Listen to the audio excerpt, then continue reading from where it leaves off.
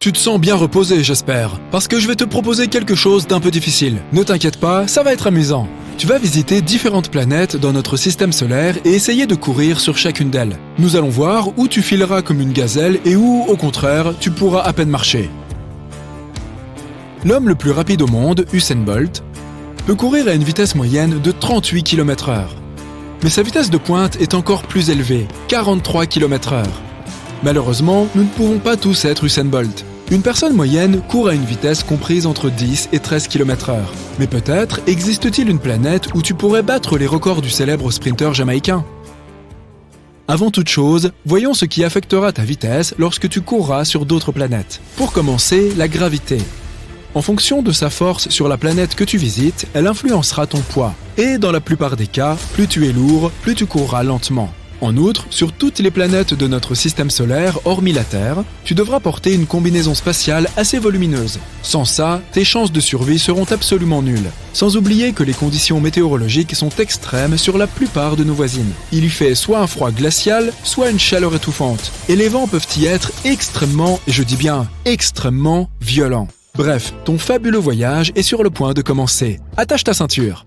La première planète sur ton itinéraire est Mercure. En jetant un coup d'œil à ce monde par le hublot de ton vaisseau spatial, tu remarques que cette planète ressemble étrangement à notre bonne vieille Lune. Mais quelques instants plus tard, tu réalises que ce n'est qu'une illusion. Sur toute la surface de Mercure, tu vois des cratères, le résultat de nombreux impacts de météorites. Et oui, cela risque de rendre ta course sur cette planète beaucoup plus difficile. Ça est ta grosse combinaison spatiale. Oui, mais tu ne survivrais pas sur Mercure sans cette protection. Les températures y sont extrêmes. 427 degrés pendant la journée et moins 179 degrés pendant la nuit. Mais il y a une chose qui peut jouer en ta faveur sur cette planète peu accueillante. Disons que tu pèses 70 kg sur Terre. Sur Mercure, tu pèseras environ 26 kg. Ce qui signifie que malgré ta combinaison spatiale si encombrante, tu pourras te déplacer beaucoup plus vite que sur Terre. Et tu réussiras peut-être même à atteindre une vitesse de 21 km/h si tu fais un effort. La prochaine planète sur ton itinéraire est Vénus, qu'on appelle aussi l'étoile du matin. En t'approchant, tu vois un monde très différent de ce que tu as pu voir dans les livres d'astronomie. Avant d'atterrir, tu dois traverser une atmosphère super dense, composée de dioxyde de carbone. Et tandis que ton vaisseau descend, tu vois passer d'épais nuages d'acide sulfurique. On dit souvent que Vénus est un peu la jumelle de la Terre, car ces deux planètes ont une taille et une densité similaires. Sur Vénus, tu pèses presque autant que sur Terre. 63 kg. Ton poids est donc un peu plus faible ici, mais n'oublie pas que tu portes cette combinaison spatiale. Malgré ça, comme les conditions sont assez similaires sur les deux planètes, il se pourrait que tu parviennes à courir un peu plus vite que sur Terre, à environ 14 km/h.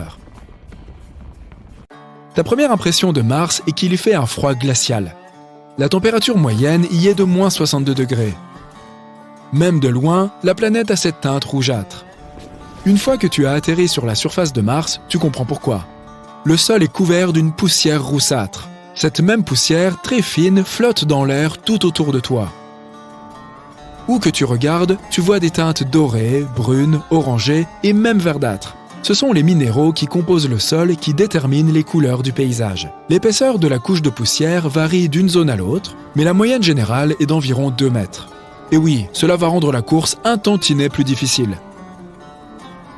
Sur Mars, ton poids sera beaucoup plus faible que sur Terre, seulement 26 kg. Cela te permettra d'atteindre la vitesse impressionnante de 19 km/h. En voilà un champion. Mais que vois-tu à l'horizon? On dirait une tornade. Une tempête de poussière? Il est temps de foncer. Il arrive que ces tempêtes de poussière s'étendent sur toute la planète. Les plus grosses sont même visibles depuis la Terre. Et maintenant, te voilà en face d'un autre problème. Tu vois, Jupiter, tout comme Saturne, est une géante gazeuse. Cela signifie que la plus grande planète de notre système solaire, et Jupiter est si grande qu'elle pourrait avaler 1300 Terres, n'a pas de surface solide. Il va donc te falloir imaginer à quoi ressemblerait ton sprint s'il était possible de courir sur Jupiter. L'atmosphère de cette planète est composée d'hydrogène et d'hélium. Pendant ta descente, tu contemples d'épais nuages bruns, jaunes, rouges et blancs. C'est grâce à eux que cette planète est si belle, avec toutes ses stries colorées. Sur Jupiter, tu pèserais 177 kg.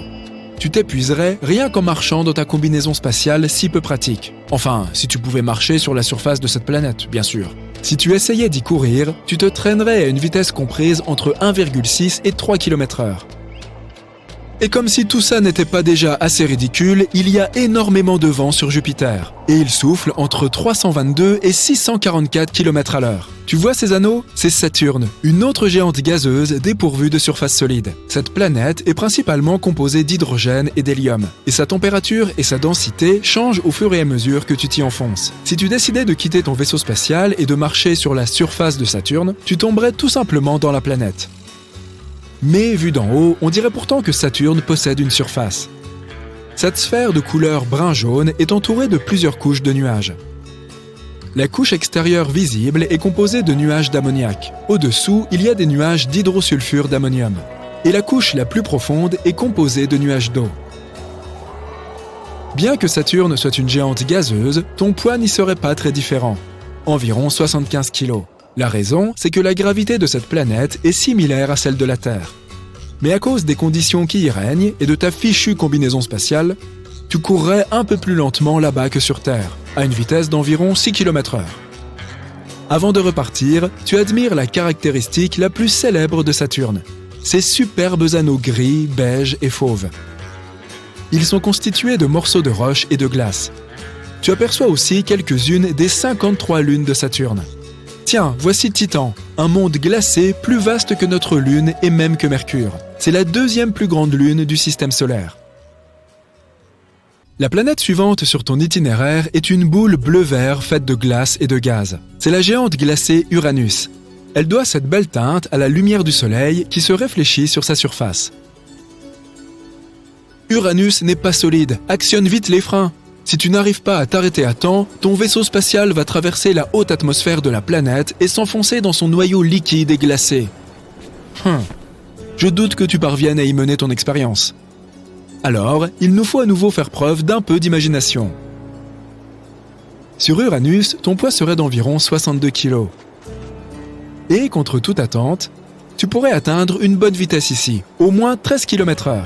Si tu ne te retrouves pas au milieu d'un ouragan, bien sûr. En été, il y a d'énormes tempêtes sur cette planète, lorsqu'Uranus est à son plus haut niveau de chaleur. Les ouragans peuvent alors s'y étendre sur plus de 9650 km. La planète la plus éloignée du Soleil, Neptune, est 4 fois plus grande que la Terre, mais 17 fois plus lourde. La surface bleue que tu aperçois en t'approchant d'elle est en fait une couche de gaz tourbillonnant et de nuages permanents. Le manteau de cette planète est composé de glace d'eau, d'ammoniac et de méthane. Et c'est à peu près tout ce que Neptune a comme surface. Il n'y a donc pas de terre ferme ou marché. Alors, une fois de plus, on va utiliser notre imagination. Sur Neptune, tu pèserais un peu plus lourd que sur Terre, 79 kg. Mais ta vitesse y serait à peine inférieure à celle que tu atteins sur notre belle planète, environ 8 km/h. Voilà, ton aventure touche à sa fin. Alors, sur quelle planète as-tu le plus aimé courir? Les vastes étendues de l'univers recèlent une infinité de secrets et de possibilités. Et voici l'une des questions les plus intrigantes. À quoi ressemblerait la vie et nous autres en tant qu'êtres humains sur d'autres planètes? Imagine un monde où les lois de la physique, les conditions et l'environnement sont si différents de ce à quoi nous sommes habitués. Comment évoluerions-nous pour nous adapter à ces nouvelles contrées étranges? Voyons voir. Mercure est la planète la plus proche du Soleil et possède une atmosphère très fine. Les températures y sont extrêmes, le jour atteignant plus de 426 degrés Celsius et la nuit descendant jusqu'à moins 179 degrés Celsius. Alors, que pouvons-nous faire pour survivre à ces températures insensées et aux radiations solaires constantes? Nous pouvons peut-être nous transformer en métal comme par magie. Le titane et le platine, par exemple, supportent parfaitement ces températures élevées. Mais plus sérieusement, il existe une solution. Nous pourrions nous installer sous terre, là où les températures ne sont pas aussi extrêmes. Si nous vivions sous terre, nous pourrions développer de grands yeux afin de mieux capter la lumière. Nous pourrions aussi avoir une peau plus épaisse pour nous protéger des radiations intenses. En fait, nous avons deux options. Devenir Iron Man ou bien devenir des taupes. Passons à Vénus. Cette planète est extrêmement hostile. Tout d'abord, Vénus est connue pour son atmosphère épaisse, du type plus toxique que ton ex. Toute la planète est recouverte de dioxyde de carbone et sa surface est complètement desséchée, ce qui la rend incroyablement étouffante. La température moyenne y est d'environ 452 degrés Celsius, ce qui en fait l'une des planètes les plus chaudes de notre système solaire. N'oublie pas non plus la pression incroyable qui y règne. Se tenir sur Vénus, c'est comme plonger à 920 mètres sous l'eau. Seuls des microbes terrestres les plus résistants pourraient survivre dans de telles conditions. Donc, si tu désires vivre sur Vénus, tu devras peut-être te transformer en microbe. Hélas, comme nous ne sommes pas des micro-organismes, il nous faudrait porter un équipement spécial pour y survivre. Peut-être devrions-nous nous développer un exosquelette résistant à la chaleur afin de nous protéger, ainsi que de nouveaux poumons capables de filtrer les particules toxiques de cette atmosphère. Parlons plutôt de notre cousine écarlate favorite, Mars. Le premier changement notable, après quelques centaines d'années, serait un nouveau squelette. La gravité sur Mars est beaucoup plus faible que sur Terre, donc tes muscles et tes os auront tendance à s'atrophier. Pour compenser cette différence, tu devras manger davantage et probablement te mettre à la gym. Tu devras aussi t'adapter à la faible pression atmosphérique et aux températures plus froides. Il te faut bien un moyen de retenir la chaleur, n'est-ce pas? Cela signifie que tu devras avoir une couche de graisse plus épaisse. Désolé, mais sur Mars, nous risquons de prendre du poids. Une raison de plus pour faire du sport. Un autre changement important se produirait au niveau de la peau. Ta peau est comme une grande barrière qui te protège des désagréments tels que les bactéries, les rayons UV ou le fait de ressembler à un monstre écorché. Que se passerait-il alors? Eh bien, tu deviendrais très probablement orange, à cause des caroténoïdes. Les caroténoïdes sont un type de nutriments que l'on trouve dans des aliments tels que les carottes, les pommes de terre, les tomates, etc. Ils protègent très bien contre les rayons ultraviolets de la planète Mars. Ils n'ont qu'un seul inconvénient. Si tu manges trop de citrouilles cultivées sur place, tu vireras progressivement à l'orange. Mais ce n'est peut-être pas si grave. Peut-être que la vie sur Jupiter serait plus facile? Oh oui, sûrement. Sauf qu'il n'y a pas de terre ferme. Cette planète est composée d'hydrogène et d'hélium, et c'est pour ça qu'on l'appelle une géante gazeuse. Tu y tomberais tout simplement, au travers des immenses nuages. Et même si tu parvenais à atterrir et à marcher sur quelque chose, ce serait comme si tu te déplaçais dans un brouillard à couper au couteau. Alors comment évoluerions-nous là-bas?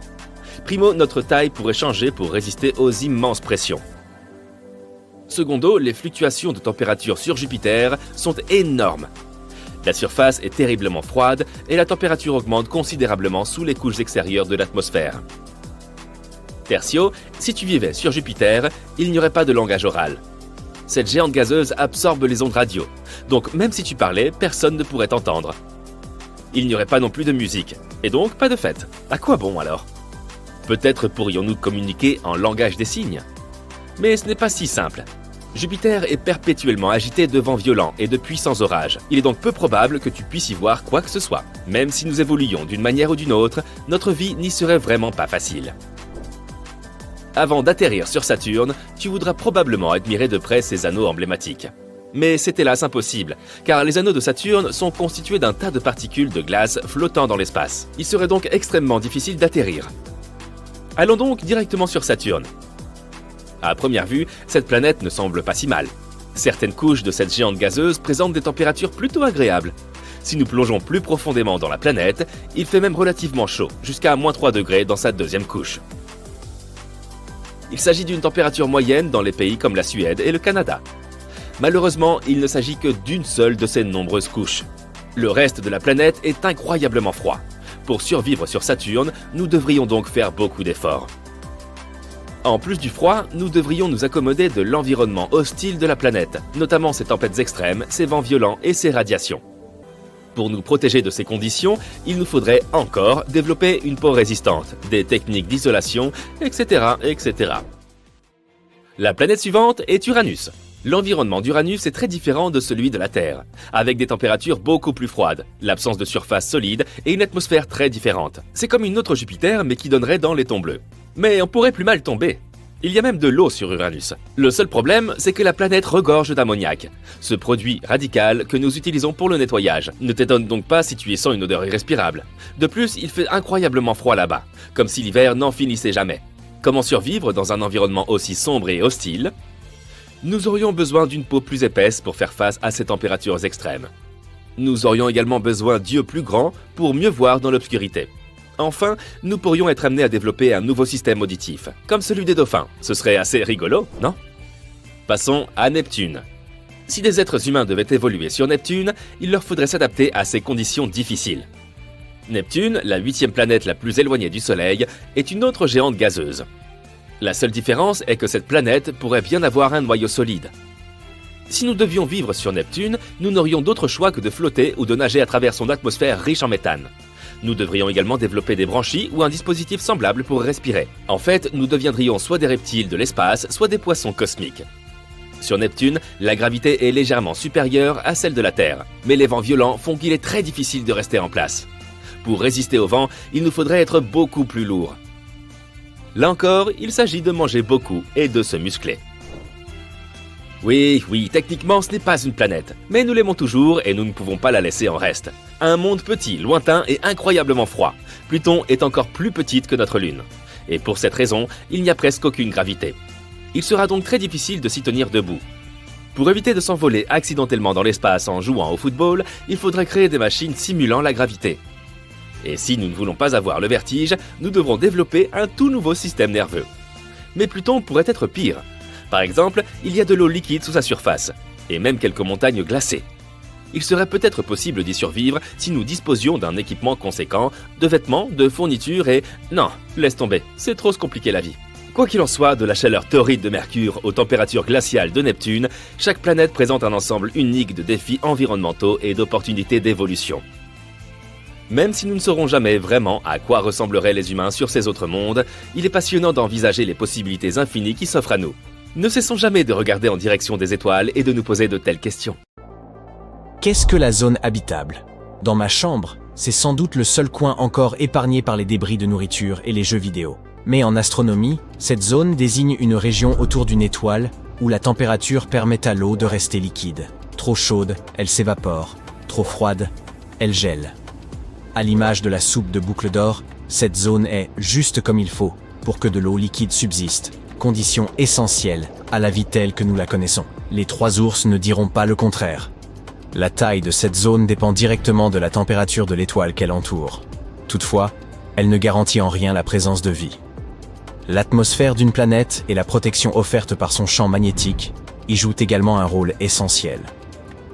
Les scientifiques ont déjà identifié plus de 5000 planètes au-delà de notre système solaire, et seules 63 pourraient être propices à une forme de vie comparable à la nôtre. Une véritable loterie cosmique. La bonne nouvelle, c'est que ce principe s'étend aussi aux lunes.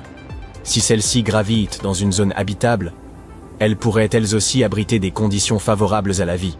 Ce serait un véritable jackpot, 2 oasis pour le prix d'une.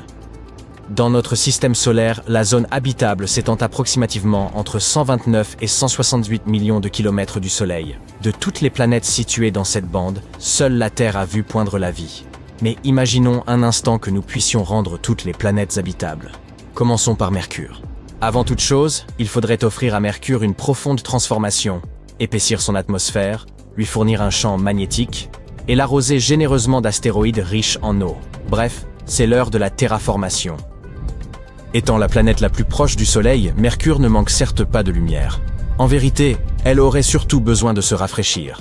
Sa température atteint aujourd'hui les 430 degrés Celsius.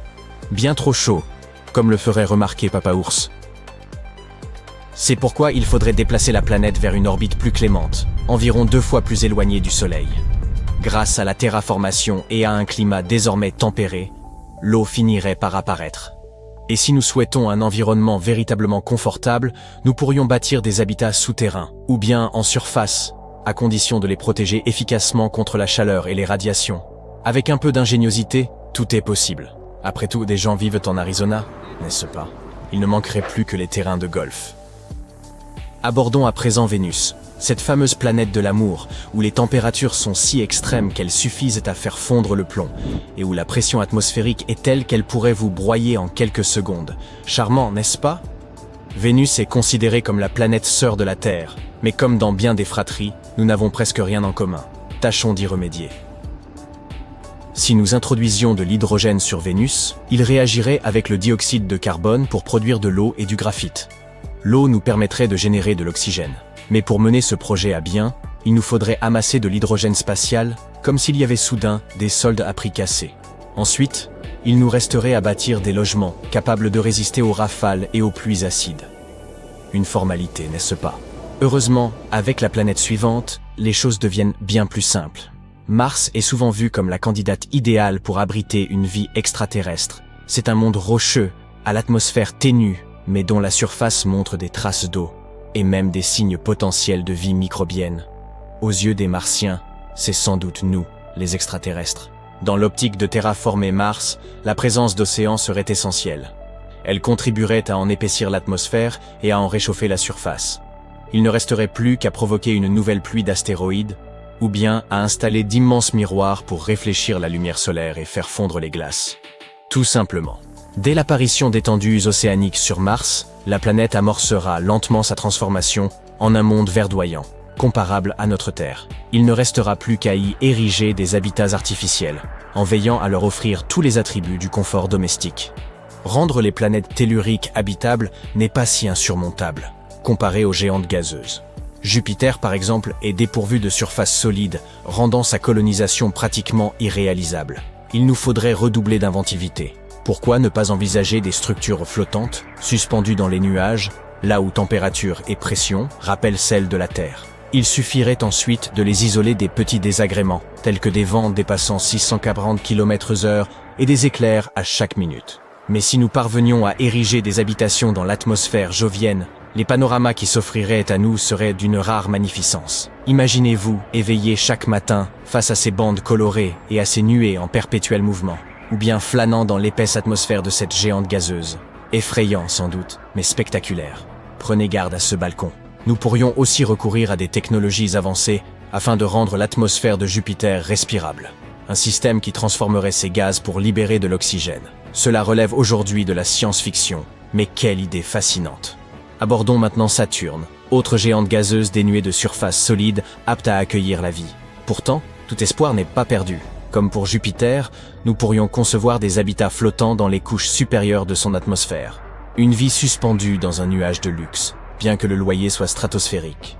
On pourrait également envisager de recouvrir la planète d'un vaste bouclier, semblable à un parapluie spatial, car dans l'espace, ce ne sont pas les gouttes d'eau qui tombent, mais les rayons cosmiques. Cette barrière servirait à nous préserver des radiations et des vents solaires, rendant le climat saturnien plus clément. Rappelons-nous notre récente évocation des lunes. Titan, satellite de Saturne, possède une atmosphère épaisse ainsi que, probablement, un océan souterrain. Quant à Encelade, il dissimule lui aussi une mer sous sa croûte. Ces deux astres représentent des candidats idéaux pour une implantation humaine, bien plus accessible que Saturne. Uranus est une géante de glace, composée de fluides denses et froids tels que le méthane, l'ammoniac et l'eau. Sa température de surface avoisinant les -214 degrés témoigne d'un froid extrême. Dès lors, comment pourrions-nous rendre cet environnement habitable? L'une des solutions consisterait à générer un effet de serre contrôlé. Ce phénomène naturel permet, sur Terre, de stabiliser les températures, lorsque ce n'est pas nous qui en sommes à l'origine. Quand la lumière solaire traverse l'atmosphère, une fraction est retenue par les gaz dits à effet de serre, formant une enveloppe thermique autour de la planète. Cela fonctionne, tant que nous ne le perturbons pas. Pour réchauffer une géante glacée telle qu'Uranus, il conviendrait d'amplifier cet effet. Nous pourrions, par exemple, enrichir son atmosphère en gaz appropriés, ou concevoir un vaste réseau de miroirs destiné à capter la chaleur solaire. Mais une telle entreprise exigerait une logistique titanesque, sans parler de la précision requise pour en ajuster l'orientation. Il serait sans doute plus raisonnable de s'intéresser aux lunes d'Uranus. Leur surface rocheuse, voire la présence d'océans internes, pourrait en faire des havres propices à la vie, et les panoramas qu'elles offrent sont tout simplement sublimes. Passons maintenant à Neptune, dernière étape de notre périple, une autre géante de glace, dont l'année dure 165 révolutions terrestres. Façonnez d'abord une atmosphère. Celle de Neptune est essentiellement constituée d'hydrogène, d'hélium et de méthane. Pas vraiment idéal. Il nous faudrait y apporter des végétaux ou d'importantes quantités d'oxygène afin de la rendre un tant soit peu respirable. Mais comment ajouter de l'eau à une géante gazeuse? Il faudrait peut-être exploiter la glace présente sur ces lunes, ou bien envisager le transport de vastes quantités d'eau depuis la Terre. Imaginez un groupe de vaisseaux tractant d'immenses réservoirs en direction de Neptune. Et une fois la planète dotée d'une atmosphère respirable et d'eau liquide, il nous faudrait y édifier des habitats. Sans doute une nouvelle cité flottante, car on n'en a jamais trop. Imaginons que, par un miracle, toutes les planètes soient devenues habitables. Que se passerait-il? Cela relancerait sans doute l'exploration et la colonisation spatiale. Des habitations apparaîtraient un peu partout. On pourrait migrer de Mercure à Neptune simplement pour vivre dans un climat plus frais. Davantage de planètes habitables offriraient aux scientifiques l'occasion d'en apprendre davantage sur la Terre. Cela conduirait à de nombreuses découvertes. Et le commerce interplanétaire pourrait commencer. Extraction massive de ressources sur les planètes, les lunes et les astéroïdes. De quoi ravir certains milliardaires. Naturellement, tout ne serait pas idyllique. De telles entreprises provoqueraient inévitablement des rivalités liées aux ressources ou au territoire. Imaginez devoir arbitrer des tensions entre Martiens et habitants de Jupiter. Au-delà des plaisanteries, envisager un système solaire intégralement habitable demeure fascinant. Toutefois, une terraformation d'une telle ampleur est hors de portée, pour l'instant. Mais qui sait? Bien des choses jugées autrefois impossibles sont devenues réalité.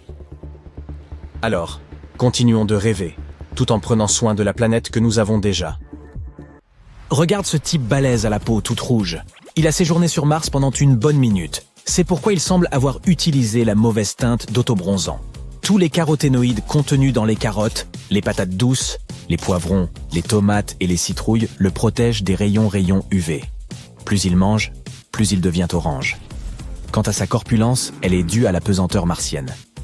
La gravité ici nous fait percevoir notre poids différemment. Et si tu veux assurer sur Mars, tu dois beaucoup manger. Par exemple, si une personne pèse 68 kg sur Terre, elle ne pèse pas plus de 30 sur Mars. Manger plus peut donc aider à réduire l'écart entre la gravité et le poids.